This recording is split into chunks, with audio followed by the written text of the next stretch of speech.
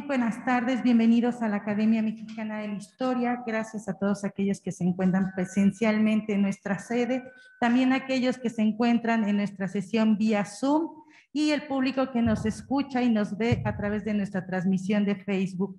Pues vamos a dar inicio a esta ceremonia, la lectura del discurso de ingreso del doctor José Ramón Cosío. Voy a dejarle los micrófonos al doctor Javier García Diego, director de esta academia. Hola, muy buenas tardes. Buenas tardes a quienes están aquí con nosotros. De verdad, invitados siempre bien recibidos. Hoy muy especialmente a los compañeros de la academia, a los que están con nosotros a distancia. Para mí, de verdad, es un gusto enorme, pero estoy seguro que para todos los miembros de la academia estar con ustedes en esta ceremonia de ingreso, en la cual tenemos pues el honor de que escucharemos, el honor y el gusto y la posibilidad de aprender mucho, ¿sí? Ahora que escuchemos el discurso de ingreso del académico corresponsal nacional en la Ciudad de México, José Ramón Cosío. Les comento, es muy breve la información que tengo que dar, que fue en la sesión ordinaria del martes 11 de mayo del año pasado, cuando este cuerpo académico, los miembros del número de la Academia Mexicana de la Historia, elegimos, yo no diría unánimemente, sino por aclamación, recuerdo perfectamente la sesión, al doctor Cosío como corresponsal de esta corporación. También estoy obligado a decir que el doctor Cosío fue propuesto, la normatividad dice que tiene que ser propuesto por 2 miembros del número, pues fue propuesto por el doctor Andrés Lira y todo. Lo tengo que decir, y lo debo con mucho orgullo y con mucha satisfacción. Y reitero, es un enorme placer, enorme orgullo para esta academia, pues darle la bienvenida a José Ramón Cosío, quien por cierto, no sé si lo vaya a mencionar en su discurso, tiene algunos vínculos sanguíneos con esta institución, así que sin más, José Ramón, con todo mi aprecio y mi admiración, te damos la bienvenida y te digo bienvenido a tu casa. Ahora tendrás que enfrentar el micrófono, darnos nuestro discurso de ingreso, al que dará respuesta el doctor Andrés Lira. Muchas gracias. Primero que todo, muy buenas tardes tengan todos ustedes. Muchísimas gracias por estar aquí. Quiero agradecer a todos ustedes su presencia y desde luego a los integrantes de esta muy prestigiada, muy antigua, muy importante Academia Mexicana de la Historia por haberme invitado a formar parte en carácter de corresponsal aquí en la Ciudad de México. Al doctor Javier García Diego como presidente, al doctor Andrés Lira por haberme propuesto y ahora dar respuesta, y desde luego a todos los integrantes a quienes tengo el gusto de conocer y tener un enorme aprecio personal y gran respeto profesional. También saludo a muchas personas que están aquí, no los voy a mencionar por nombre a cada uno porque correría el riesgo de dejar a uno de lado, pero sí agradecerles mucho a mis familiares, a mis amigos de muchos años, personas mis maestros que están aquí, que quiero y respeto muchísimo.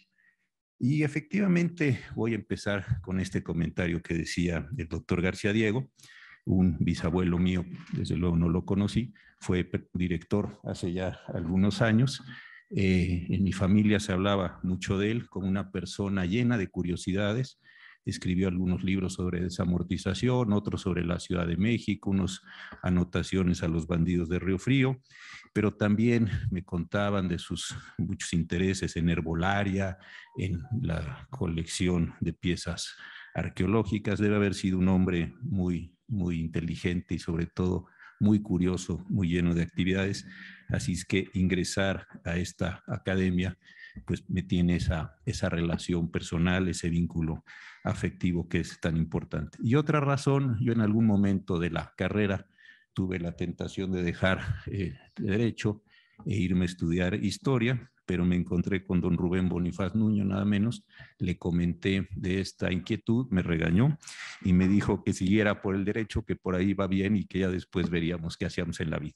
Y no fue una mala idea la de don Rubén que siguiera yo en este camino, entonces este interés también es interesante. Pensé para esta charla, en primer lugar, conversar un poco sobre cuáles eran las condiciones de la justicia federal en la Revolución. Con una persona que se encuentra aquí, hemos trabajado el momento muy, muy complejo de la Suprema Corte en la Decena Trágica, cuando se dan los tratados de Teoloyucan, cómo la Suprema Corte suspende sus actividades en 14, cómo las recupera hasta 17 una vez que entró en vigor la Constitución, pero en el Inter, pues acabé una investigación un poco más larga, que de ella voy a tratar el día de hoy, sobre un evento bien interesante, poco conocido y que la verdad tiene una enorme cantidad de huecos. Y en este salón están algunas personas que fueron protagonistas de estos hechos, las voy a ir mencionando. También están algunas personas que me han apoyado muchísimo con documentos, con explicaciones de carácter médico, psiquiátrico, que ha sido de verdad muy, muy relevante. Este trabajo, que espero se publique pronto como libro, tiene la siguiente entrada y con esto voy a comenzar. No lo voy a leer, son muchas páginas, pero sí voy a tratar de hacerles una narración general y al final algunas conclusiones. El primer párrafo dice así: Carlos Francisco Castañeda de la Fuente pretendió asesinar al presidente Gustavo Díaz Ordaz el 5 de febrero de 1970. Estuvo detenido y fue torturado en las instalaciones de la Dirección Federal de Seguridad y del Campo Militar número 1. Fue internado en el Hospital Psiquiátrico Dr. Samuel Ramírez Moreno y declarado jurídicamente incapaz por la juez segundo de lo Popular del Distrito Federal. En diciembre de 1993 fue liberado. Vivió en condición de calle hasta su muerte en enero del 2011, cuando lo atropelló un automóvil en una madrugada.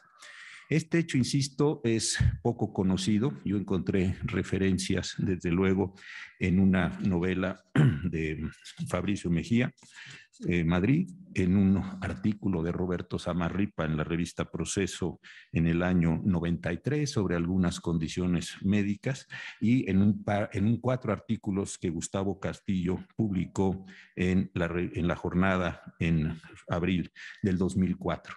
Y también, desde luego, en un muy interesante documental, El paciente interno, de Alejandro Solar Luna. Y prácticamente a esto se reducía o se reduce la información con la que conté. Cuando me platicó un amigo sobre este hecho, pues me di a la tarea de buscar toda la información. Encontré un expediente pequeñito, unas 30 hojas, en la Dirección Federal de Seguridad. También algunos informes muy importantes que estaban en la Comisión Nacional de Derechos Humanos. Norma Ibáñez, la licenciada Norma Ibáñez, que está aquí con nosotros esta tarde y que para mí es muy importante que nos acompañe, trabajaba entonces como pasante en Derecho, estaba haciendo su tesis de licenciatura en el Hospital Psiquiátrico Ramírez Moreno. Ella me compartió también algunos documentos de la mayor importancia. También tuve acceso al expediente judicial y adicionalmente a eso a algunos documentos de la Fiscalía Especializada contra Delitos de Servidores Públicos del pasado, la que se creó en el año 2001. Y esto es todo lo que existe. Si uno va a los periódicos, no existe ningún registro de los hechos. Revisé Excelsior, Universal y La Prensa, no hay un solo documento. Revisé las revistas de la época y tampoco existe ninguna explicación de este caso. Entonces, lo interesante de este asunto es lo siguiente. Carlos Castañeda de la Fuente era una persona de unos 28 años con una educación secundaria. Él había aspirado a ser sacerdote. En el año de 68 está él conversando con un sacerdote. Entran en una conversación a lo largo de varios días, todo esto aquí en la colonia de San Rafael, en la Asociación Católica Mexicana. tienen una especie de conversación. Él le dice que quiere hacer algo por el país porque está muy indignado por los hechos de Tlatelolco. El sacerdote le dice en una frase que me pareció después, y voy a decir porque es muy irresponsable, pues si eres tan valiente, si eres tan hombre, ¿por qué no matas al presidente? Y este hombre, que había leído un libro que se llama Héctor, una novela de Grau, que es una novela que explica todo el proceso o una parte del proceso noveladamente de la Guerra Cristera, se entusiasma con este reto, va, compra una pistola Luger y está 2 años cavilando sobre estos hechos. El 5 de febrero se levanta temprano, va a un puesto de periódicos, compra el periódico, lo lee y se da cuenta cuál va a ser el recorrido del presidente Díaz Ordaz ese 5 de febrero. El presidente Díaz Ordaz va primero al hemiciclo de los Niños Héroes, luego al hemiciclo a Juárez, luego al Monumento a la Revolución, luego va a ir a la Casa Carranza, aquí en la colonia Cuauhtémoc, y va a terminar en una festividad en el Colegio Militar en Popotla. Todo esto, digamos, son los datos generales.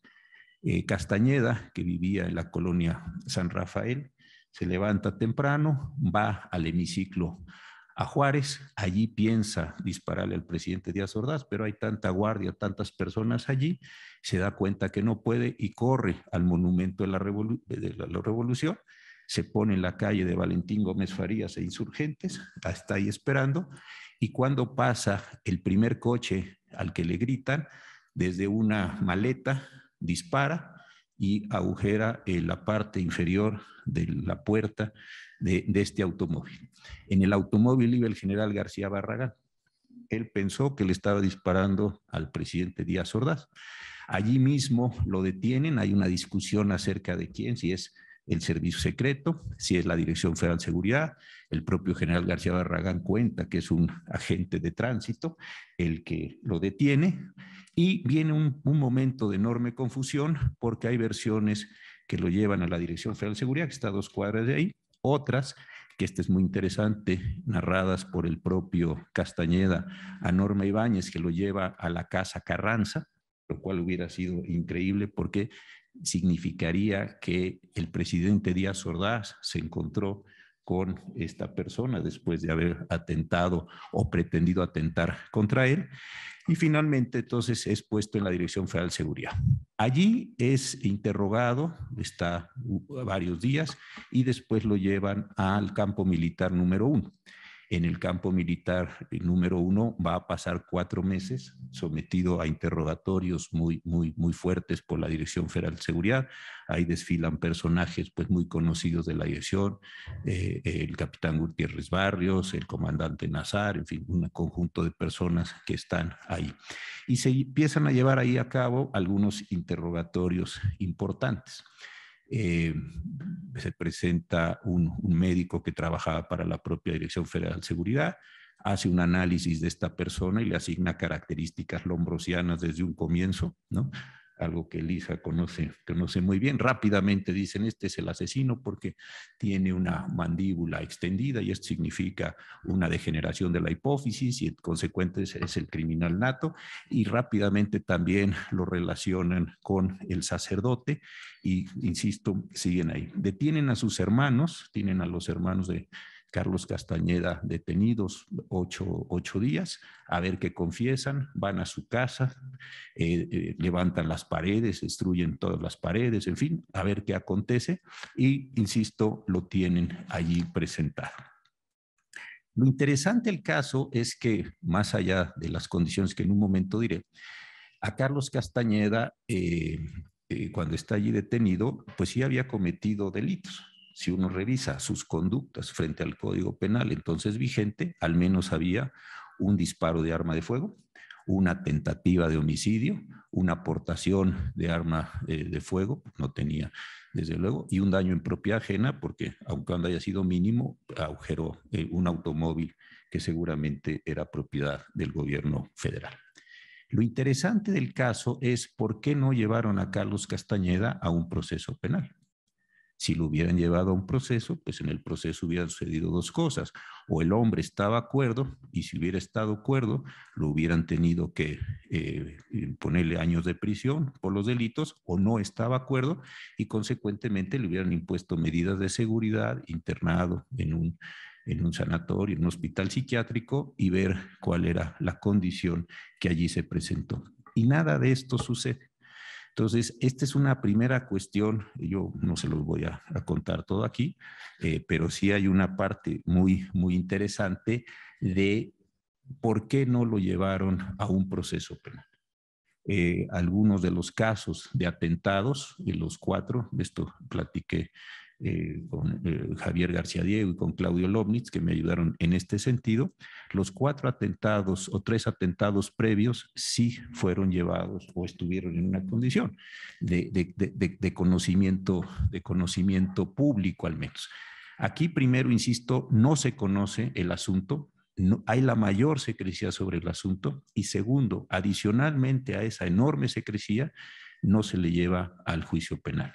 Cuando Arnulfo Arroyo atentó contra el presidente Díaz, insisto, Lobnitz piensa que es el caso del primer linchamiento, en un librito muy interesante que publicó en el Colegio de México.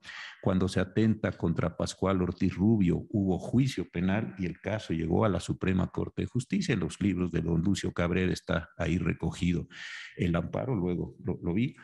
Cuando se atenta contra el presidente Ávila Camacho, pues hay una ejecución que muchos se la atribuyen a Maximino pocos días después del atentado, pero en todos esos casos sí hubo una publicidad, sí hubo un conocimiento. En el caso concreto del atentado contra el presidente Díaz Ordaz, más allá de que el disparo haya pegado en el automóvil del general García Barragán, hay el mayor silencio y no se abre un juicio penal. Y este me parece un dato bien interesante y después diré por qué. ¿Cuál es entonces la solución que se toma? Se inicia un juicio para declararlo incapaz. En lugar de abrir un proceso penal, en lugar de tenerle que haber dado una publicidad, de haber tenido que decir el presidente de la República fue agredido o el general García Barragán fue agredido, se va a acusar a estas personas, el asunto, como hubiera sido normal, hubiera ido a una primera instancia ante un juez de distrito, luego ante un tribunal unitario, probablemente hubiera terminado una sesión pública en la segunda sala de la Suprema Corte de Justicia. Se abre un expediente ante un juzgado de lo pupilar de aquí de la Ciudad de México, lo que hoy son los juzgados de lo familiar, y en ese expediente se le declara en 5 días que es completamente incapaz, y se le designa un tutor, y este es un asunto de la mayor importancia. El juicio empieza un lunes, todo se hace a una velocidad extraordinaria, el siguiente lunes tiene sentencia.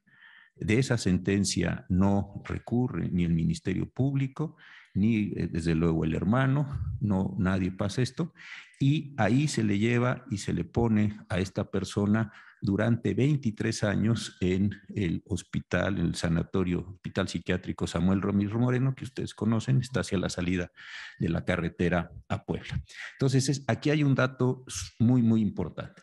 Y luego todavía la cosa adquiere un signo más siniestro, porque cuando llega allí al hospital Ramírez Moreno, el hospital tenía 5 pabellones. Esto, la maestra Cristina Sacristán también me compartió algunos datos muy importantes.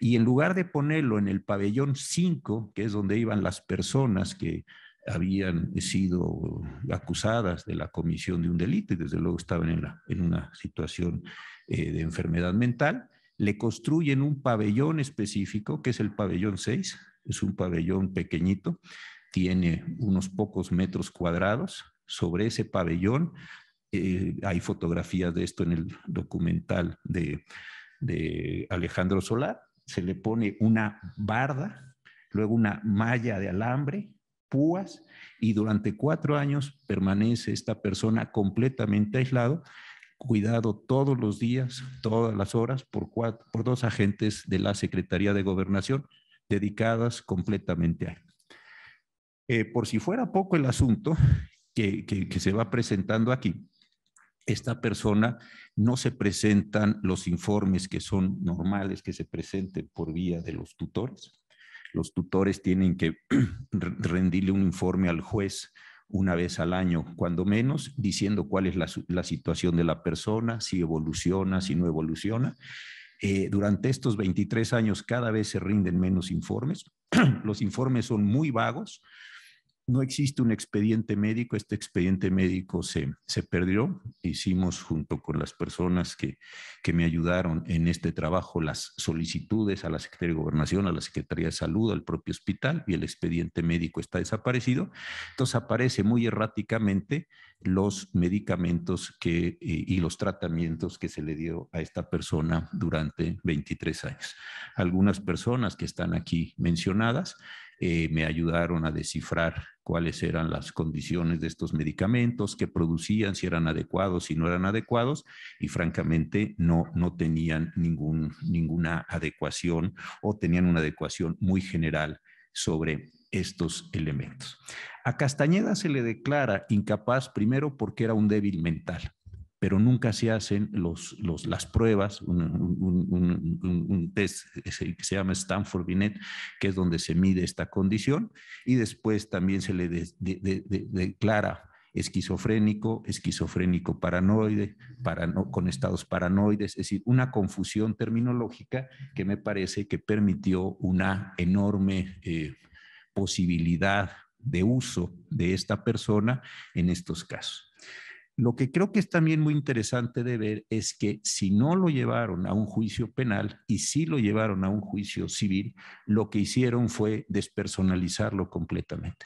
Es una persona que quedó sin ninguna representación jurídica, sin ninguna capacidad de estar en el mundo, que estaba sometido a unos tutores lejanísimos, a una juez que me parece a mí, con toda franqueza, que actuó de una manera intencionada, rápida, para estos efectos.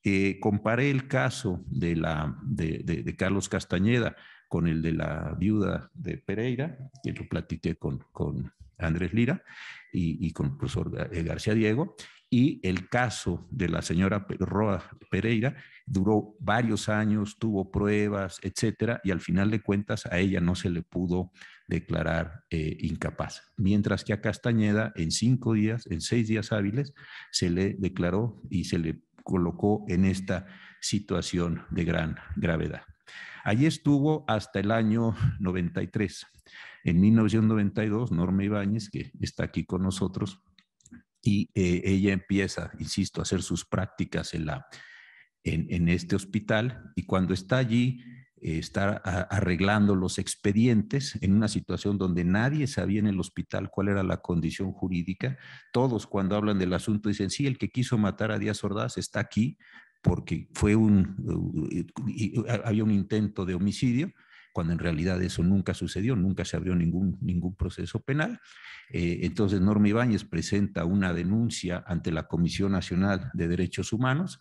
Allí se presenta un momento interesante porque hay una denuncia también general sobre el hospital, ya no solo sobre Carlos Castañeda, hay una recomendación de la comisión señalando las pésimas condiciones del hospital. La recomendación es pública, dice cosas terribles. En ese momento algunas personas recordarán que se grabaron varios programas, encontré unos de Guillermo Ochoa, encontré, en fin, varios programas de televisión mostrando unas escenas terribles del hospital. Se presenta entonces esta coyuntura y se logra la liberación de Carlos Castañeda. Para seguir con las irregularidades, cuando se le libera, simplemente se le dice, pues váyase usted a la calle, váyase usted a su casa, cuidado por su hermano. Pero él tenía una declaración de incapacidad que nunca se revirtió, que nunca se revocó, nunca hubo una actuación jurídica que le diera la posibilidad de salir, simplemente se fue. Vivió con su hermano Pedro varios años y después se fue a una condición de calle y ahí estuvo 11 años en esta situación de calle. En este documental de Solar se le muestra ahí en varias escenas, lo hizo la Universidad Nacional, en el Centro de Cine de la Universidad Nacional, es un buen documental, con muchas escenas, distintos momentos, entraba y salía, pedía limosna en las calles, en una situación ya muy deteriorada físicamente, mentalmente, y al final del día, lo atropellan en una madrugada, fallece allí, llevan al hospital de Joco, ahí en el hospital de Joco se levanta las actas correspondientes y el acta de defunción se emite un año después, prácticamente. O sea, y nunca se abrió una averiguación, o sea, se abrió una averiguación previa, pero nunca se siguió para saber cuáles habían sido las condiciones del atropellamiento.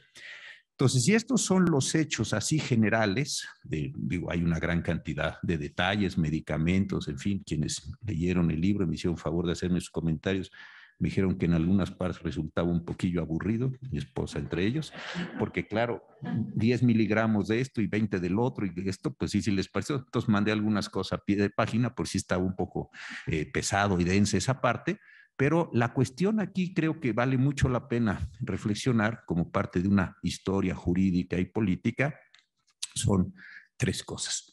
La primera, y creo que en esta academia vale mucho la pena decirlo, creo que los expedientes judiciales, aquí está Andrés, aquí está Elisa, que los han trabajado mucho, enseñan muchas más cosas de los que las personas quieren ver en ellos o creen que pueden encontrar en ellos. ¿Por qué razón? Porque los expedientes judiciales son formas en las que el Estado está construyendo una verdad, lo hace conforme a las reglas del derecho y al hacerlo me parece que muestra una gran cantidad de cosas.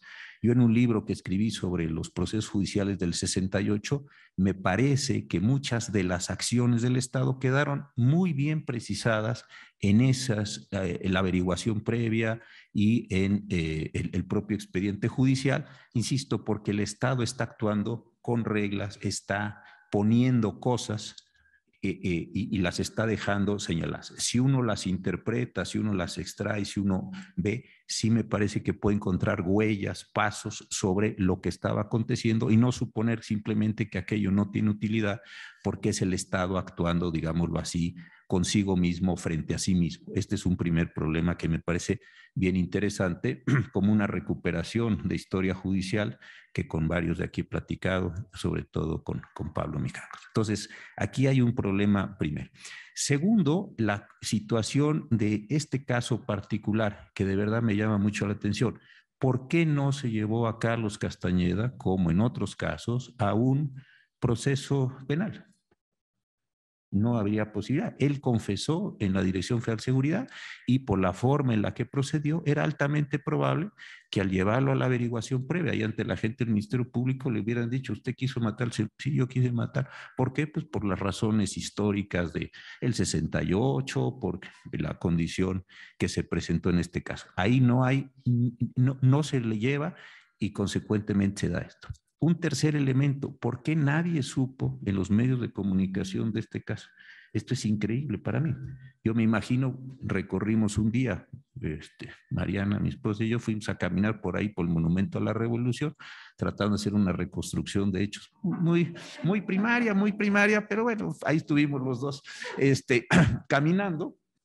Y claro, yo pensaba en un 5 de febrero, era el último 5 de febrero el presidente Díaz Ordaz, ya se iba a ir el 30 de noviembre de ese año, y dejaba la presidencia. Me imaginé yo, luego vi fotos en los medios, pues estaba lleno de personas allí, estaban todos muy festivos, pues disparó, se tuvo que detener un automóvil, tuvieron que tomar esta persona, llevarlo a la Dirección Federal de Seguridad, de hecho lo llevaron con unos golpes, ahí se narra, pues algunas personas tuvieron que haberse dado cuenta, los medios de comunicación, completamente desapercibido. No hay una sola noticia de este caso. Entonces, otro elemento interesante es cómo se logró un silencio colectivo de esa magnitud en estos años. Y la última cuestión, que es la más siniestra para mí de todos, es que se le declaró loco, para usar una expresión,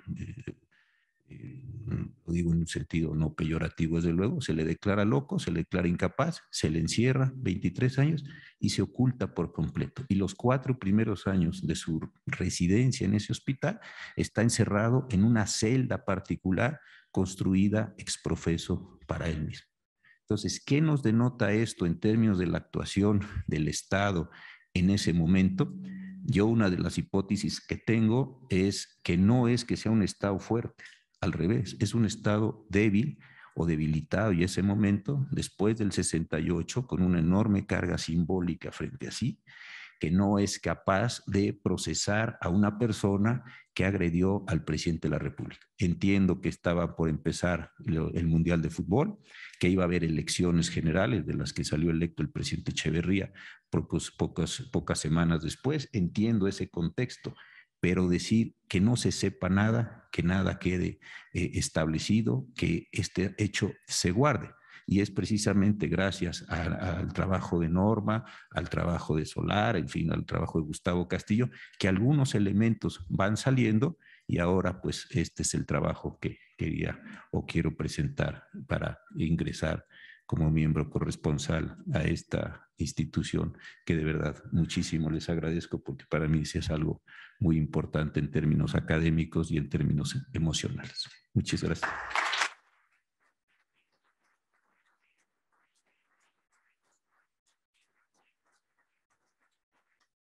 Muchas gracias, doctor Cosío, por su discurso de ingreso. Pido ahora al doctor Andrés Lira, exdirector de esta academia, que por favor pase a dar respuesta al discurso de ingreso del doctor Cosío. Muchas gracias. Gracias, Andrés.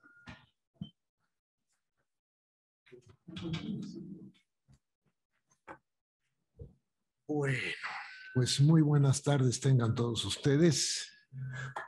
Señor director, distinguidos miembros de la mesa directiva de esta institución, colegas, amigas y amigos todos, quiero agradecer pues la deferencia que se ha hecho conmigo al honrarme con la respuesta a esta interesantísima charla de un jurista que valora el testimonio judicial como pocos y que tiene obra muy importante sobre la historia del derecho y otras realidades estrechamente relacionadas con el mundo jurídico. Llega José Ramón Cosío Díaz a la Academia Mexicana de la Historia, un espacio que le es familiar por diversos motivos y razones. Su bisabuelo, don José Lorenzo Cosío y Soto, fue académico de número y director de esta institución. Con José Ramón Cosío hemos compartido, por otra parte, espacios y proyectos de trabajo, y una buena parte de su obra tiene por objeto precisamente el conocimiento del pasado jurídico de nuestro país. Cito, ¿quién sabe qué ruido hay aquí? Cito solo 2 ejemplos de obras historiográficas relevantes, entre otras que tiene. La justicia prometida, el Poder Judicial de la Federación, de 1900 a 1910, publicado en 2014.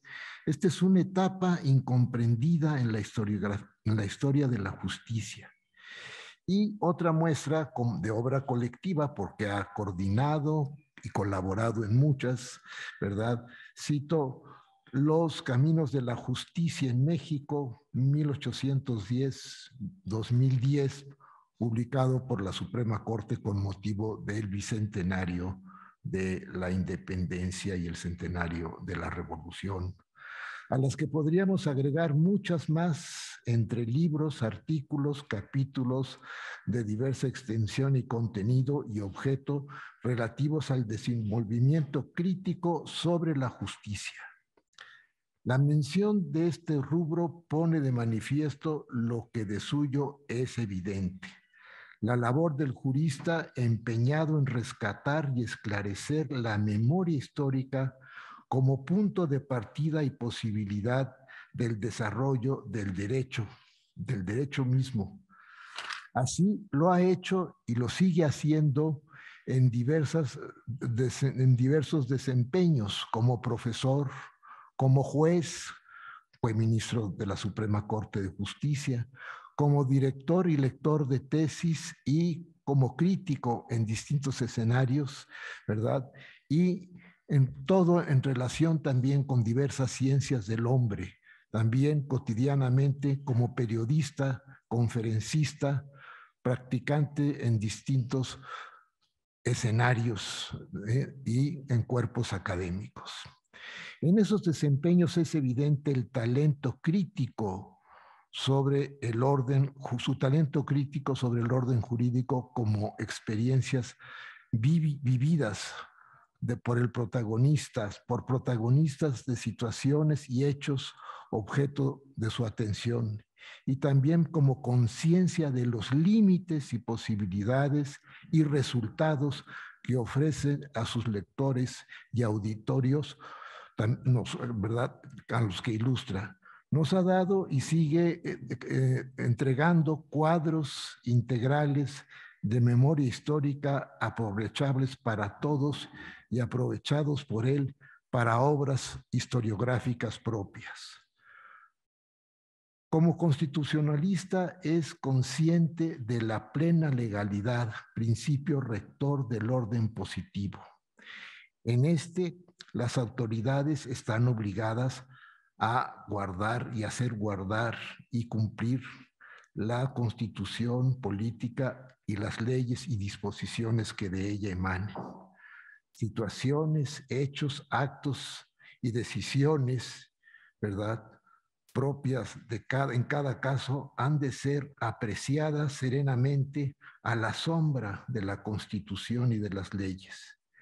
Pero el juez, convertido por su oficio, ¿verdad?, en escrutinador de los hechos y circunstancias, tiene que apreciar el orden legal, comenzando y terminando por la Constitución misma, a la luz del caso y de los casos, vale decir, con todos sus claroscuros y particularidades. El juez es crítico que, suponiendo un orden irrenunciable, debe satisfacer las necesidades de justicia y compartir el riesgo de no alcanzarla. De cualquier manera, en cuanto crítico irrenunciable, ¿verdad?, tiene que advertir la necesidad de explicar los hechos de los que se hace cargo, ¿verdad? Si no se alcanza la justicia, hacer ver por qué no se alcanzó y cómo se hubieran alcanzado.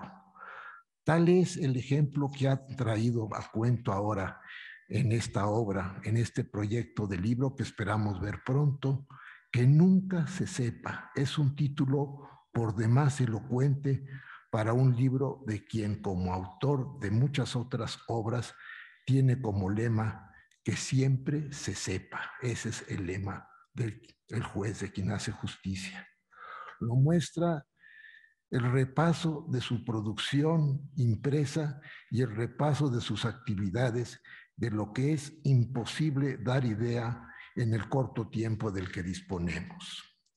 Sabemos que José Ramón Cosío Díaz nació en México en 1960, que su familia se trasladó a Colima, donde obtuvo la licenciatura en Derecho, y posteriormente que obtuvo el doctorado en Derecho en la Universidad Central, la Complutense le dicen, de Madrid, que fue profesor y director del Departamento de Derecho en el Instituto Tecnológico Autónomo de México y que ha merecido diversos premios, entre ellos el Nacional de Ciencias y Artes en Derecho y Ciencias Sociales, y muchas distinciones. Es miembro, entre otras cosas, de otras asociaciones del Colegio Nacional, que en el ITAM compartió labores con colegas ilustres como Ulises Schmil y que mucho aprendió en la Universidad Nacional con Héctor Fix Amudio, que trabajó con el primero, con Ulises Schmil, en la Suprema Corte de Justicia como secretario de Estudio y Cuenta, cuando la Corte rejuveneció a su personal, porque los secretarios de Estudio y Cuenta que yo conocí cuando era pasante allá en los años 60 del pasado siglo, era gente venerable, ¿verdad? Y cuando en este alto tribunal compartió la compañía, ¿verdad?, con ministros, y el proceso de reforma en virtud del cual la Suprema Corte pasó de ser un tribunal con 26 jueces, con 26 ministros, como se les dice, a quien debía llamarse estrictamente magistrados, ¿verdad?, pasó a ser un tribunal de 11 ministros y a tener como apoyo administrativo, y órgano administrativo y disciplinario el Consejo Nacional de la Judicatura. Que nuestro académico haya estado ahí siendo un joven miembro, ¿verdad?, de la ponencia de Ulises Schmid se explica por el reconocimiento ganado como estudiante cuando lo fue y después como profesor, crítico sagaz, ¿verdad?, cuando enseñaba en el ITAM, cuyos alumnos de entonces le recuerdan como un maestro imaginativo, atento a la vida judicial del país y a lo que ocurría en el ámbito internacional, que escribía artículos críticos, algunos de los cuales reuniría en diversos libros. Recuerdo el primero que leí de él, La teoría de la constitucional de la Suprema Corte de Justicia, que apareció en 2002. La cuestión que orienta esta obra es precisamente la falta de una teoría. Propiamente dicho, esto es un cuerpo conceptual en función del cual se oriente, nos diga qué hace la Corte de Justicia. No lo encuentra, pero sí encuentra una actividad que escarba, que estudia con cuidado, en virtud de lo cual puede señalar etapas y situaciones políticas en las que actúa la Corte y también ver la orientación de las decisiones. Este es un libro muy interesante como otros que hemos visto de él. Supo pues transmitir y organizar inquietudes que participó, de las que hizo partícipes a sus alumnos. Algunos que entonces y después trabajaron, después, alguno que fue alumno de él y después también su asistente, Pablo Mijangos y González, aquí presente, es autor de una historia mínima de la Suprema Corte de Justicia, publicada en 2019 por el Colegio de México, cuya lectura recomiendo a todos. Va o viene, según se quiera, de 1821 a nuestros días, a los que llega con interesantísimas reflexiones llenas de sugerencias y buen sentido.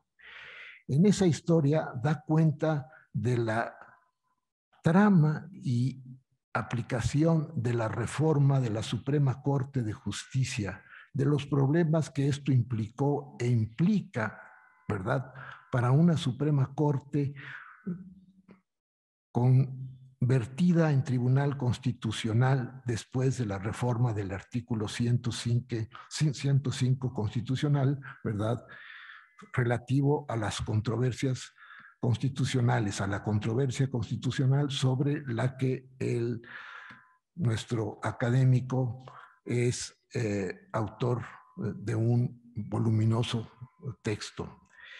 Y en su momento, cuando fue ministro de la Corte, actuó, a partir de 2013, actuó en la tercera sala, en la primera sala, la sala civil y penal. Esta sala se caracterizó por su actividad imaginativa e interpretativa.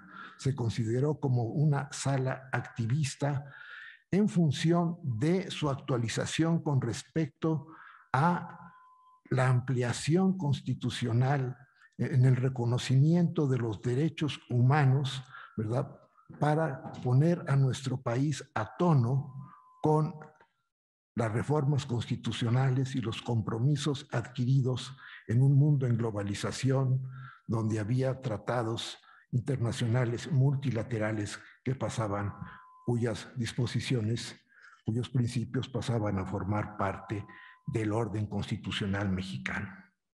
Esa primera sala, pues, fue caracterizada de activista y no podía ser de otra manera, estando como estaban ahí personajes de la talla de José Ramón Cosío. Entonces, y después del término de su desempeño como ministro, ¿verdad?, a la vez la voz adecuada, he dicho, sería hablar de magistrados. ¿verdad? En 2018, José Ramón Cosío Díaz ha seguido activo como profesor, como autor, como crítico valiente y constructivo del orden jurídico y de la problemática política, ¿verdad? A lo que un constitucionalista no puede sustraerse. Son actividades a las que un constitucionalista no puede sustraerse. Esta actividad es sustento y expresión de su vocación. Por esta se hace inevitable el ver hablar del orden y del desorden jurídico a la luz del caso que como luciérnaga o como incendio se atraviesa en su camino. Lo narrado ahora en la exposición de José Ramón Cosía da cuenta del libro en proceso que nunca se sepa, ¿verdad? Esto es prueba de lo dicho hasta aquí, imaginación fecunda, ¿verdad? Pero rigor ante el testimonio. Imaginación ante testimonios parciales sin desbordar los límites de la posibilidad y del uso razonable, racional de aquellas partes de las que se puede disponer. En todo obra el buen sentido del jurista y crítico de una realidad posible. Lo que consta es el ánimo y el propósito como movimiento frente a la acción de las autoridades empeñadas en hacer desaparecer a una persona. También la acción de otras voluntades cómplices o simplemente negligentes que debieron actuar oportunamente. Tutores, ¿verdad? Los dos tutores que tuvo este hombre, pues no actuaron, eran padre e hijo, se le daban el cargo, curadores, y otras que llevaron al confinamiento de Carlos Fernando Castañeda de la Fuente en una granja hospital psiquiátrico durante 23 años, ¿verdad? En las condiciones en que nos ha explicado el doctor José Ramón Cosío. Liberado después de 23 años, 18 más que pasó en condición de calle. Es decir, una persona que debió haber llegado a 50 años en la vida de una persona que tenía 78 años cuando fue atropellado, y lo que consta, ¿verdad?, en el acta que se levantó oportunamente, no oportunamente, sino tardíamente, es que estaba limpio de toda intoxicación, de todo. Era un hombre que vivía, pues, aislado. El expediente judicial, en general, es un repositorio maravilloso que como tal debe conservarse para quien, como lo ha hecho José Ramón Cosío Díaz, ha optado por la posibilidad de ir más allá de un caso cuyo proceso puede y debe reponerse. Eso debe reponerse, rehacerse. Lo ha hecho y creo que lo seguirá haciendo en otros casos, como lo muestra en libros que preceden al que ahora nos anuncia. Voto en contra, editado por Debate en 2019, es la relación de los votos que como ministro de la Corte expresó para dar cuenta de aquellos que pronunció y que no fueron acogidos en las sentencias, pero que ofrecen la posibilidad de pensar y repensar casos semejantes a aquellos que se resolvieron para él sin la debida razón o de forma, pues, no satisfactoria.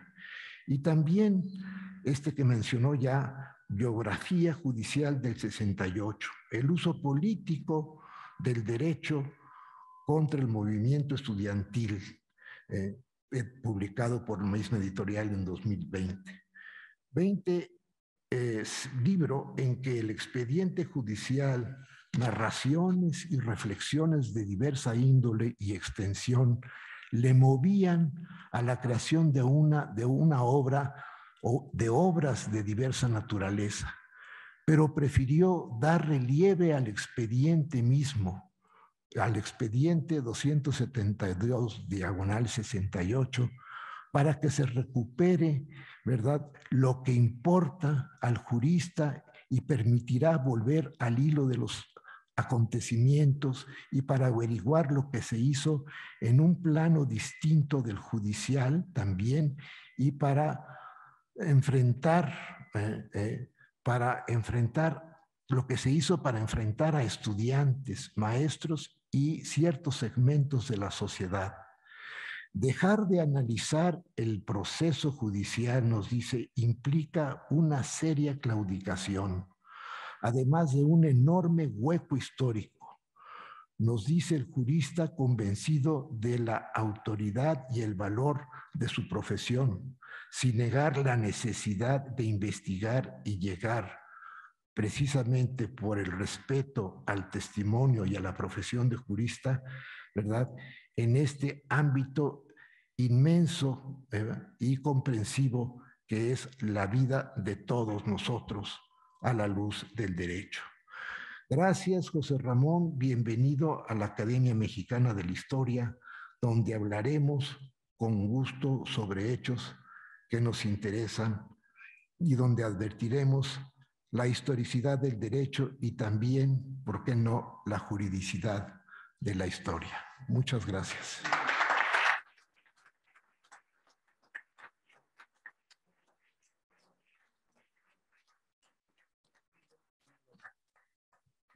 Muchas gracias, doctor Andrés Lira.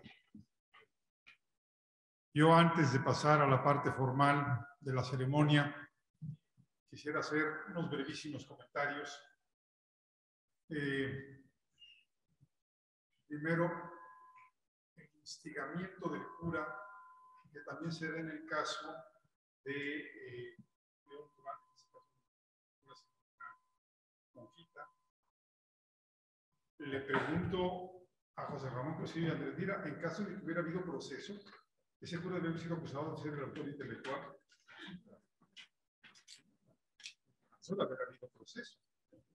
Qué complicado. Por cierto, Álvaro Obregón, se dice, murió el presidente electo. Voy a echar mi cuarto de espadas. No era presidente electo aún, la elección todavía no se calificaba. Entonces le tenemos que decir el virtual ganador. Otro comentario ya de otro corte, José Ramón. Mencionaste al Hospital Ramírez Moreno. Tengo la impresión, pero aquí Terio Uriarte me desmentirá, que se trata del padre de Beatriz de la Fuente. ¿Verdad que sí? Miembro de esta corporación, quien seguramente estaría contenta de oír el nombre de su padre. Tercer comentario, también brevísimo. Hablabas de Bonifaz Nuño, abogado originalmente, quien te recomendó que concluyeras tu carrera. Yo traigo a colación, en julio de 1947 se presentó en la Capilla Alfonsina don Rafael Fuentes con su hijo, un muchacho que no llegaba a los 20, Carlos Fuentes.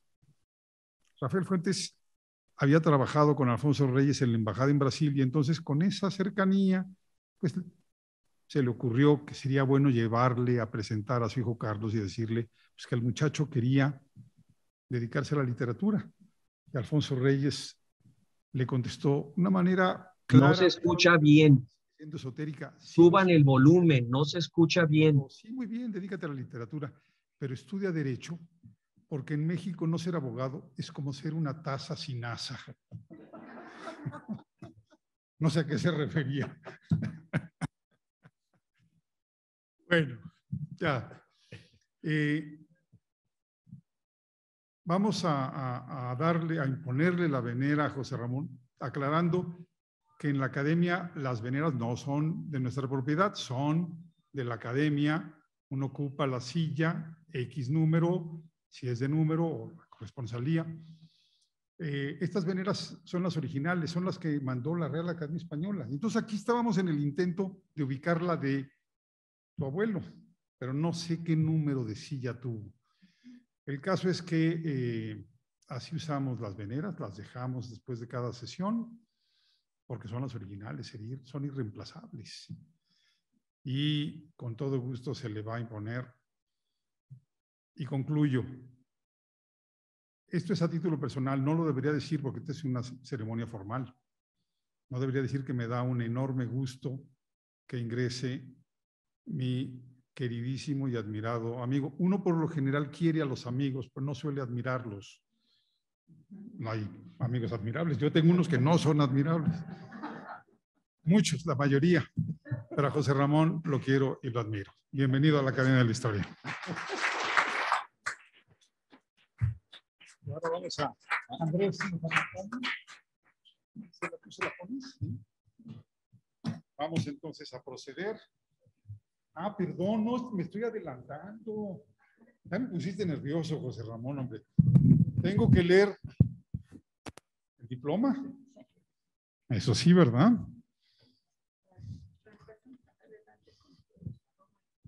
Sí, ahorita se lo doy. La Academia Mexicana de la Historia, correspondiente de la Real de Madrid, ha admitido en la clase de académico corresponsal a don José Ramón Cosío Díaz, Ciudad de México, en atención a sus méritos y en reconocimiento a su destacada trayectoria académica, en testimonio de lo cual mandó expedirle este título, Ciudad de México, 3 de mayo de 2022, el secretario Rodrigo Martínez Barax y el director Javier García Diego. José Ramón.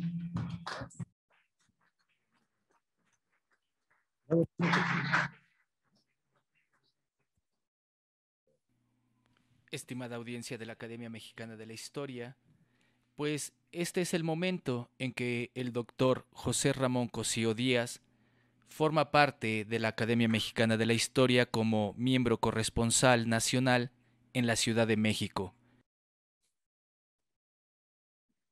A este evento le acompañaron nuestro director Javier García Diego, como ustedes escucharon, la respuesta a cargo de Andrés Lira, y le acompañan también en nuestra sede en Plaza Carlos Pacheco, en este momento, el doctor Leonardo López Luján. También se ve a la doctora Josefina Zoraida Vázquez y la doctora Elisa Speckman. Pues muchas gracias a todos por su atención. Esto es un evento de la Academia Mexicana de la Historia.